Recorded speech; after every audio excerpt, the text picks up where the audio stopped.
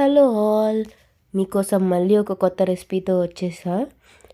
ఈరోజు రొయ్యల బిర్యానీ చాలా లైట్ అండ్ సింపుల్ది, కొంచెం మసాలా ఇవన్నీ లేకుండా చేస్తున్నా. ఇది ఫస్ట్ బిర్యానీ మసాలాలు ఉంటాయి కదా, అవన్నీ వేసుకోండి దాంట్లో చూపించినట్టుగా. తర్వాత ఆనియన్స్, పచ్చిమిర్చి ఇవన్నీ క్రాస్గా కోసుకొని వేసుకోండి. కొంచెం ఫ్రై చేసుకోండి బాగా.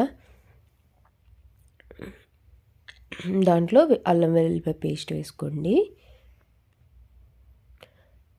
టమోటా, బంగాళదుంప అవన్నీ ఆప్షనల్ అని కాదు, ఇది రొయ్యల బిర్యానీ కాబట్టి అవి వేసుకోకండి. కరివేపాకు, కొత్తిమీర అన్నీ వేసేసుకొని బాగా చక్కగా కొంచెం ఫ్రై చేసుకోండి. మరి పచ్చిగా ఉంచకండి. పచ్చిగా కావాలి అని అనుకున్న వాళ్ళు ఉంచుకోవచ్చు. ఆ తర్వాత తినేటప్పుడు పచ్చిగా తగులుతాయి. ఇంత ఆయిల్ ఇదంతా వేయకుండా గీ వేసుకోండి.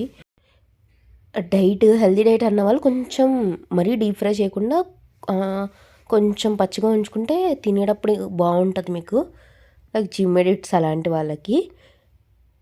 తర్వాత పచ్చి రొయ్యలు వేసేయండి. దీంట్లో అయితే ఉడకబెట్టాల్సిన పని ఏం లేదు. ఇక్కడ నీట్గా దాన్ని మొత్తం వాటర్ అంతా ఇంకిపోయే వరకు ఉంచండి. ఉంచి తర్వాత కొంచెం సాల్ట్, కారం ఇవన్నీ వేసేసుకొని కొంచెం బాగా పచ్చివాసన అది పోయే వరకు ఉంచుకోండి. మసాలా అవన్నీ వేసేసి గరం మసాలానే వేయాలి. మీరు గరం మసాలా మించి ఏమో వేసేయక్కర్లేదు, నార్మల్గా వేసుకున్నా సరిపోతుంది.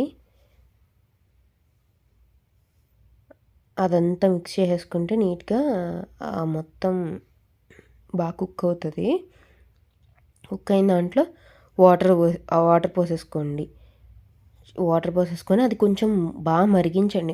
ఎంత మరిగితే ఆ ఫ్లేవర్స్ అన్నీ ఆ వాటర్లోకి అంత బాగా వెళ్తాయి. ఆ తర్వాత రైస్ వేసేసుకోండి, సరిపోతుంది. ఇక్కడైతే నార్మల్ రైసే వేసాము, ఎందుకంటే బాస్మతి కాకుండా నార్మల్గా చేసుకుందాం వీక్ డేస్ అన్నట్టు, ఎక్కువ మసాలా ఏం లేకుండా సింపుల్గా.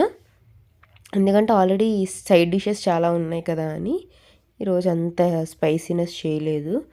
తర్వాత ఇవన్నీ కొత్తిమీర అవన్నీ వేసేసుకోండి నార్మల్గా. ఇంకా ఒక 3 విజిల్స్, అంటే మేము నార్మల్ రైస్ వేసాం కాబట్టి 3 విజిల్స్, బాస్మతి అయితే 2 విజిల్స్ వేసేయండి సరిపోతుంది. అంతే, రెసిపీ రెడీ. చూస్తారుగా, చాలా లెస్ స్పైసీతో ఈరోజు పెరుగు చట్నీ వేసుకొని రొయ్యలు ఫ్రై చేసుకొని రొయ్యలు బిర్యానీ చేసుకొని స్మూత్గా కానిచ్చేసాం. ఎలా ఉన్నది, మీరు కూడా ట్రై చేసి చెప్పండి. Thank you.